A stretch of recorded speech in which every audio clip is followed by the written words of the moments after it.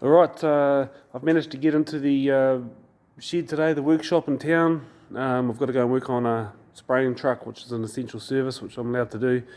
I've come to grab some tools. So I thought that I would, while I was here, just give you a quick rundown of what's been happening since my long overdue update. And just to show you that I have actually been doing something, not just been mucking around. But as you can see, the workshop, I've got another hoist in now. And everything's looking pretty good. A few project cars in here, not mine of course. Yeah. Subaru Turbo with just a slight bit of movement. Anyway, what I've got here.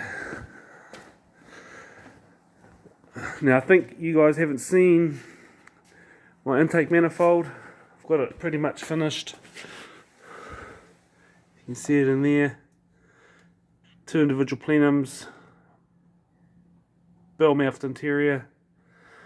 I'm in the process of sorting out a fuel rail for it. So I'm making a tricky dicky fuel rail for it. It's the plan anyway, something like that. And as you can see, the mock-up heads that I've got here aren't much better than the ones I had at home. This one here's got 3 good condition cams and 1 not so good cam. I've got, as you can see, engine mounts are all done, automatic, mock-up automatic stuck in there, side mount there, rear mount there.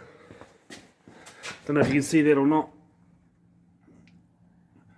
Front mount down there. All bolted in, all done. It's a bit tight, but I've managed to get the engine lower in the engine bay because of the automatic. The Geartrag manual, I don't know if you can see it or not. Oh, when it's sitting level, it has a lower section that hangs right down low. So that means the engine had to be a little bit higher to get my ground clearance. Yeah, it's got the big knob on the bottom that sort of sticks down. So with the automatic, I've managed to get the engine lower in the engine bay and forward even more. It's still very tight. I've got minimal clearance down here. Very minimal clearance down here, but it all fits in there. I'm pretty happy with it, and I've got my axles mocked up. Everything bolts in nicely. I've got a bit of clearance issue right at that point there on the strut tower, which I think I'm going to have to either persuade it with a hammer a little bit, or chop a section of it.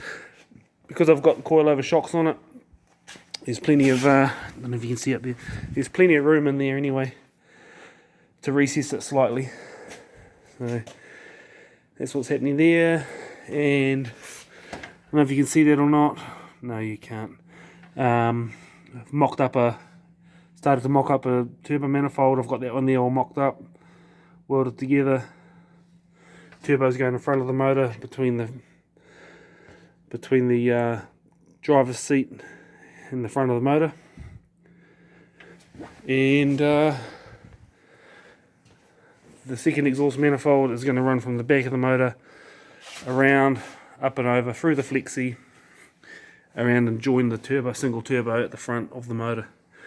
Like I said, I'm always trying to get the weight forward as much as possible because it's a considerably big motor. And yeah, so that's an update on that there. I'm hoping that over the next couple of weeks in lockdown, I'll be able to get the other heads all cleaned up, ready to go. And I've got another block at home, a 3.5 block, and get all that cleaned up, ready to go as well, so that I can finally get this thing together and make some progress. That'd be great. Cool, so that's the update for today.